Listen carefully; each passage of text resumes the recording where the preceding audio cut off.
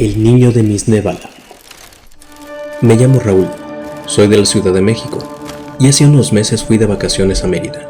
Siempre me han gustado los lugares abandonados y escuché de un pueblo fantasma que estaba cerca, llamado Misnévala. Un guía me dijo que no fuera después de las 6 de la tarde, porque según él, ahí se aparece un niño que murió hace muchos años.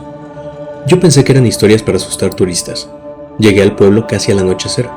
El calor era insoportable y el aire se sentía espeso. Desde la carretera ya se veían las ruinas, casas sin techo, paredes comidas por el tiempo y la vieja iglesia cayéndose a pedazos. No había un solo ruido, ni siquiera pájaros, solo el zumbido de los insectos. Estacioné el coche y empecé a grabar con mi celular. Todo se veía normal hasta que escuché algo, como una risa de niño, muy cerca. Apagué la linterna, pensando que quizá alguien más andaba grabando. Caminé hacia la escuela vieja, y la puerta estaba abierta. Al cruzar una de las puertas, vi una pelota vieja en medio del salón. No sé por qué, pero me dio escalofrío. La empujé con el pie hacia una de las esquinas que se encontraban oscuras, y la pelota rodó de vuelta hacia mí. Quise correr, pero sentí mis pies clavados en el piso. En ese momento escuché una voz infantil que dijo bajito: ¿Quieres jugar conmigo? Levanté la luz del celular y lo vi. Un niño de unos 8 años, delgado, con camisa blanca, pantalones de mezclilla cortos, descalzo, lleno de polvo. Estaba de pie junto al pizarrón, mirándome fijo. Le pregunté si vivía ahí, pero no contestó. Solo señaló hacia afuera, hacia los enequenales. Salí despacio, sin dejar de grabar. Caminé unos metros y cuando volví a mirar atrás, el niño estaba ahora en la entrada de la escuela, quieto, mirándome. No escuché pasos ni nada, solo estaba ahí. Le dije que me iba, que no quería molestarlo, y me di vuelta. Pero cuando miré otra vez ya no estaba. Respiré aliviado, y en ese instante algo me tocó el hombro. Fue algo como un golpecito. Era una mano fría. Brinqué del susto. Detrás de mí no había nadie. El celular se me cayó. Lo recogí y seguía grabando, pero la cámara enfocaba mal. Todo se veía borroso. Empecé a caminar rápido al coche, pero el camino parecía más largo de lo que recordaba. Se escuchaban pasos detrás, pasos pequeños. Cuando por fin llegué, me encerré y arranqué sin mirar atrás. Mientras el coche avanzaba, escuché un golpe fuerte en el vidrio trasero. Di un frenón.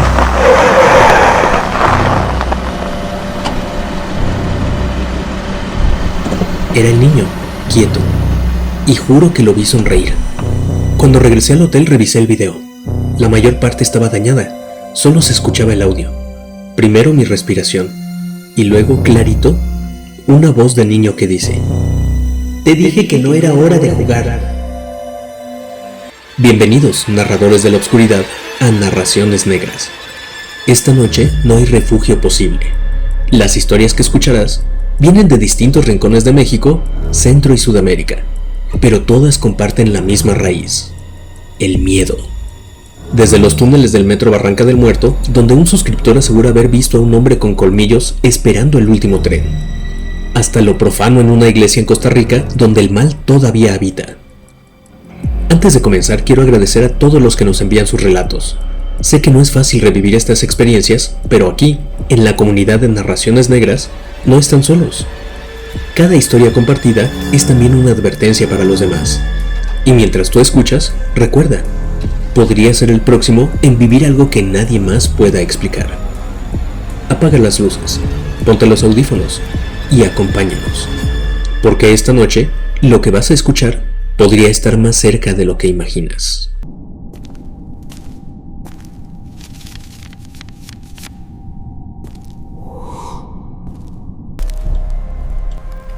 La muñeca del basurero. Me llamo Martín. Trabajo en el camión de la basura, en el turno de la noche.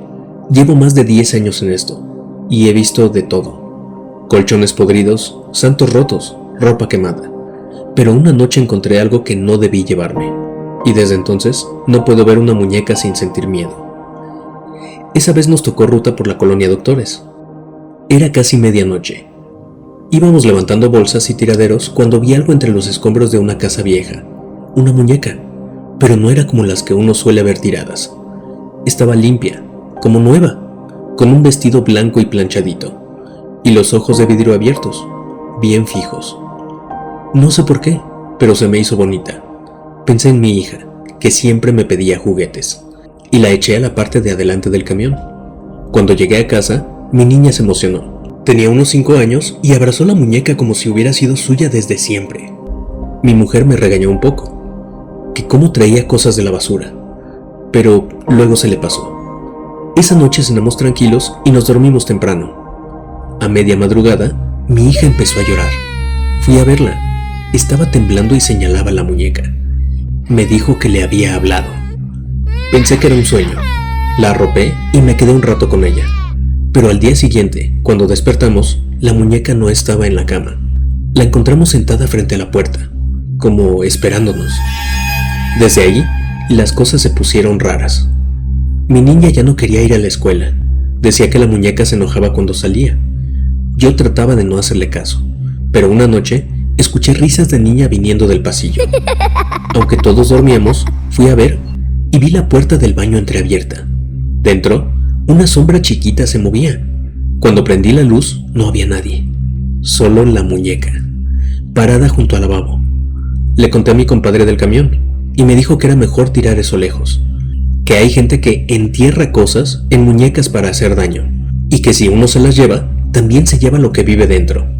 No le creí, pero esa misma noche el foco del cuarto tronó, luego otro y otro, 3 seguidos. El aire olía a podrido. Mi mujer decía que sentía que alguien se sentaba en la cama cuando ella dormía. Mi niña empezó a enfermarse, se puso pálida, ojerosa. Se quedaba despierta toda la noche, jugando con la muñeca. Una vez la encontramos frente a ella, susurrando algo, pero al revés. Cuando traté de quitarle la muñeca, me arañó el brazo. Me dolió más el gesto que la herida, porque juraría que en ese momento su voz no era la suya. Intenté quemar la muñeca.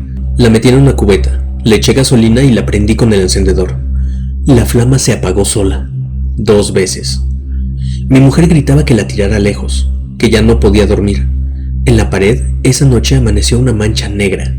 Si la ves bien, parece una cara, con los ojos hundidos y la boca torcida. Ya no sabíamos qué hacer. Fuimos al hospital porque la niña amaneció con moretones en los brazos y el cuello, pero los doctores dijeron que más allá de los moretones, no tenía nada. Un enfermero nos recomendó ir a la iglesia buena. Así dijo. A la profesa, allá por el centro. Fuimos. Un padre ya mayor nos escuchó sin interrumpirnos. Cuando saqué la muñeca del costal y la puse sobre la mesa, él dio un paso atrás. Me dijo que no la tocara más, que había visto muchas cosas parecidas antes, usadas para guardar espíritus o maldiciones. Aceptó venir a la casa esa misma noche. Cuando entró a nuestro cuarto, traía una cruz, un rosario y un frasquito de agua bendita. Dijo que no habláramos, pasara lo que pasara. Puso la muñeca sobre la mesa y comenzó a rezar. Al principio todo estaba quieto. Luego, el aire se calentó tanto que me costaba respirar. Las luces parpadearon. El padre levantó la voz, y justo entonces, la muñeca empezó a gotear un líquido negro por los ojos, como lágrimas espesas. Mi hija, dormida en la cama, empezó a moverse, a gemir. La muñeca se estremeció, y un golpe fuerte sonó dentro del armario, como si algo quisiera salir. El padre siguió rezando más fuerte. El rosario se le enredó en las manos, pero no se detuvo. La muñeca cayó al piso. De su boca salió un chillido agudo, como un silbido mezclado con una voz de niña. El padre gritó una oración final, y el foco se reventó. El cuarto se quedó a oscuras. Solo se escuchaba el jadeo del padre y el llanto de mi hija. Cuando encendimos una vela, la muñeca estaba partida en 2, humeando, con la cara agrietada y los ojos vacíos. El padre la envolvió en trapos y se la llevó. Antes de irse, dijo que ese objeto no tenía un espíritu, sino algo peor. Odio concentrado, dijo, y que alguien la había dejado en la basura a propósito para que otro la encontrara. Desde esa noche la casa cambió. Ya no se escuchan risas ni pasos. Mi hija volvió a dormir tranquila, aunque todavía mira la puerta, como esperando a alguien. Hace unas semanas pasé por la misma colonia, y entre unas bolsas rotas vi otra muñeca, igualita, vestido blanco, ojos de vidrio, limpia. La dejé ahí. Pero cuando regresé al camión, alguien había puesto una muñeca en mi asiento. La misma cara, la misma sonrisa. La tiré lejos, lo juro. Esa noche no dormí. Pero a la noche siguiente, cuando salí a trabajar, había otra, esperándome sobre el cofre del camión, vestida igual, con los ojos fijos en mí. No sé cuántas veces la he tirado ya, pero siempre vuelve, y cada vez aparece más cerca de la casa. El vampiro de Barranca del Muerto. Me llamo Julián. Trabajo en mantenimiento en el metro de la Ciudad de México. Llevo años haciendo turnos nocturnos y he visto cosas raras, pero nada como lo que me pasó en la estación Barranca del Muerto. Esa noche entendí que allá abajo, donde el aire apenas se mueve, hay algo que no duerme. Era casi la 1. Ya se había ido el último tren. Mi compañero Ernesto y yo hacíamos la ronda final. Revisar luces, recoger basura, limpiar el andén, lo rutinario. Pero desde el principio sentí el ambiente distinto. Más frío, como si alguien hubiera abierto una puerta hacia el subsuelo. Estábamos por cerrar cuando escuchamos pasos sobre los rieles, lentos, pesados, como si alguien caminara descalzo sobre el metal. Ernesto se asomó al túnel y gritó: ¡Oiga! ¡Ya no hay servicio! Silencio. Luego, algo respondió, muy lejos, con voz profunda, arrastrando las palabras. ¿Ya viene el tren? Nos quedamos helados. Bajamos con las linternas. El aire ahí abajo estaba denso, casi líquido, y olía a hierro viejo, como a sangre oxidada. Al avanzar vimos que en las paredes había manchas oscuras y largas marcadas de dedos, como si algo hubiera intentado trepar por el concreto. A unos metros del final de la vía, la luz de mi linterna cayó sobre una figura parada. No se movía, tenía la cabeza inclinada, los brazos colgando y la piel pálida, casi azul. Ernesto le habló, pero la figura giró lentamente la cabeza hacia nosotros, sin moverse de sitio. Solo eso. Y en ese instante se apagaron todas las luces. No sé cuánto duró la oscuridad. Quizás segundos. Cuando volvieron los focos ya no había nadie. En el suelo, un charco oscuro que no era agua. Y la sensación, no, la certeza de que algo nos observaba desde el túnel. Regresamos al andén en silencio. Ernesto encendió un cigarro, aunque estaba prohibido. Dijo que no aguantaba el olor, pero el humo no lo tapaba. A lo lejos, escuchamos el zumbido de un tren avanzando sobre rieles. Ese es el sonido de un tren acercándose. Lo vimos aparecer, despacio, como empujado sin fuerza. No llevaba conductor. Todo empezó a suceder como en cámara lenta, pero esa sensación se debía a la bajísima velocidad del tren. Las puertas se abrieron solas. Pudimos ver claramente hacia adentro. Al fondo de uno de los vagones, un hombre sentado, alto, delgado, con abrigo negro y la cabeza gacha. «Señor», dijo Ernesto, «el servicio ya terminó». El hombre levantó la vista. Su piel era gris, los ojos hundidos, y una línea de sangre seca le cruzaba la boca. El aire se llenó de un olor fuerte, metálico. Mi respiración salía blanca del frío. Parpadeé, y el vagón estaba vacío.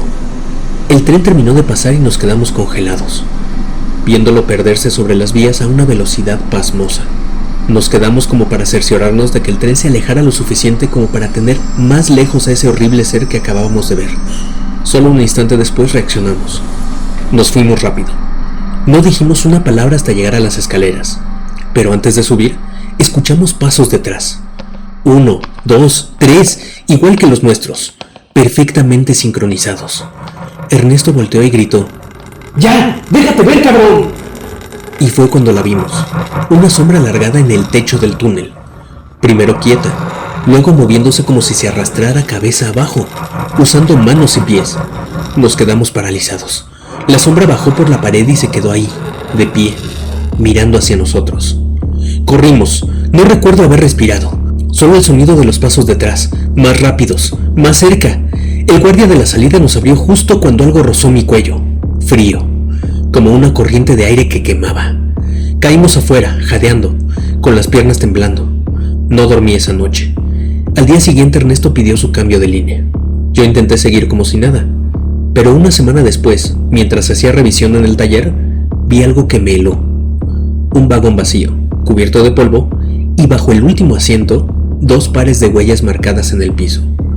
Una normal, la otra más larga, con dedos delgados y puntiagudos, como garras. Desde entonces no puedo quedarme solo en una estación cerrada. Cuando el metro deja de sonar y el aire se detiene, todavía puedo oírlo caminar por el túnel. A veces lo veo, de pie al fondo del andén, quieto, con la cabeza gacha. Y aunque cierre los ojos, sé que sigue ahí, esperando el último tren. El altar maldito de Costa Rica. Me llamo Rodrigo y soy de Costa Rica. Durante muchos años trabajé haciendo mantenimiento nocturno en una iglesia antigua del centro, un lugar donde el tiempo parecía no pasar. Siempre me pareció tranquilo, incluso reconfortante. Pero una noche descubrí que no todos los rezos se hacen a Dios. Era cerca de la medianoche. El padre me había pedido revisar unas filtraciones detrás del altar principal. La iglesia estaba vacía, en silencio absoluto. Solo el sonido de mis pasos se mezclaba con el eco de las bancas. Cuando llegué al altar, percibí un olor raro, una mezcla entre hierro, humedad y algo más, algo podrido. Al iluminar con la linterna vi que detrás del retablo había un círculo de velas apagadas, muchas, dispuestas con precisión, y en el centro, una figura tallada de madera cubierta de cera derretida, y manchas oscuras. Parecía un crucifijo, pero el cuerpo estaba invertido, y tenía el rostro tallado sin ojos. Sentí un frío seco en el estómago. Pensé que algún grupo había hecho una broma o un rito. Apagué la linterna, recé en voz baja y comencé a limpiar.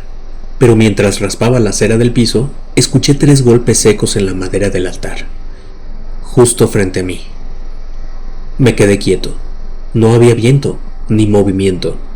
Y de pronto, un murmullo empezó a recorrer las paredes, como si alguien rezara al revés. La poca luz que entraba al templo parpadeó, como si algo inmenso estuviera tapando el exterior. El aire cambió de temperatura. Algo empezó a moverse detrás del confesionario. Un golpeteo rítmico, como si alguien diera cabezazos a la madera desde dentro. Intenté salir por la puerta lateral, pero estaba trabada. Regresé al altar buscando la llave y noté que las velas del círculo ahora estaban encendidas. La figura de madera, la del Cristo invertido, ya no tenía la cabeza agachada, la había levantado. Y aunque no tenía ojos, sentí que me miraba. Quise correr, pero el incensario comenzó a balancearse solo, y el olor cambió. Ya no era incienso, era carne quemada. En ese momento supe que no podía quedarme quieto. Agarré el crucifijo de la pared, lo arranqué con un golpe y lo lancé contra la figura, partiéndole un brazo. El sonido fue como un alarido, un chillido de madera viva. El aire se calentó tanto que tuve que cubrirme el rostro. El rezo se volvió un grito, y el suelo comenzó a temblar. De una grieta bajo el altar salió humo rojo, y dentro del humo vi manos, muchas, como queriendo salir. Corrí hacia la sacristía buscando ayuda, y al abrir la puerta estaba el padre, con la estola puesta, una cruz en la mano y una cubeta de agua bendita en la otra. Y me gritó que no me moviera, y empezó a rociar el altar mientras recitaba oraciones que no había escuchado antes. Serpente manticum, ques diabolus et satanas, ac ligantum mitas in abyssum, ut non seducat amplius. Las velas se encendían solas una y otra vez, como si algo no quisiera que se apagasen. El padre se acercó más, roció el círculo de sal que había en el piso y pisó con fuerza el símbolo grabado en la piedra. La figura de madera se estremeció, como si respirara. Del techo cayeron pedazos de yeso, y una sombra enorme se proyectó en los muros. El padre gritó una última oración, y la figura de madera explotó en humo y astillas. Todo se sacudió, los vitrales estallaron, y un viento helado cruzó la iglesia. Cuando todo terminó, el padre cayó de rodillas, exhausto, y yo tenía las manos quemadas. El altar seguía agrietado, humeando. El padre me dijo que no hablara de esto con nadie, que regresarían a sellarlo con cemento sagrado, como lo hicieron antes, dijo. Días después me enteré de lo que hicieron, que cerraron el altar y tapiaron la entrada trasera, pero los feligreses Aseguran que cada noche, desde entonces, las velas vuelven a encenderse una por una, alineadas frente al altar, como si alguien estuviera esperando terminar lo que interrumpimos esa noche. Yo también la he visto desde la calle, brillando detrás del vidrio, y a veces juro que en la oscuridad todavía se escucha el eco de aquel rezo, buscando a quien se atrevió a desafiarlo. Estas fueron solo algunas de las historias que nos han hecho llegar. Cada relato es distinto, pero todos nos recuerdan lo mismo. Lo que pasa en la oscuridad no se queda ahí. Tarde o temprano toca nuestra puerta.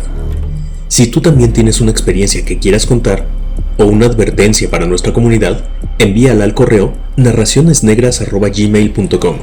Leemos todas y cada una de las historias y quizá la próxima la escuchemos aquí, juntos. No olvides suscribirte, dejar tu like y compartir el video, porque en Narraciones Negras cada voz cuenta y cada suscriptor se convierte en testigo de lo que otros ya no pudieron callar. Recuerda, lo que hoy es historia de alguien más, mañana podría ser la tuya.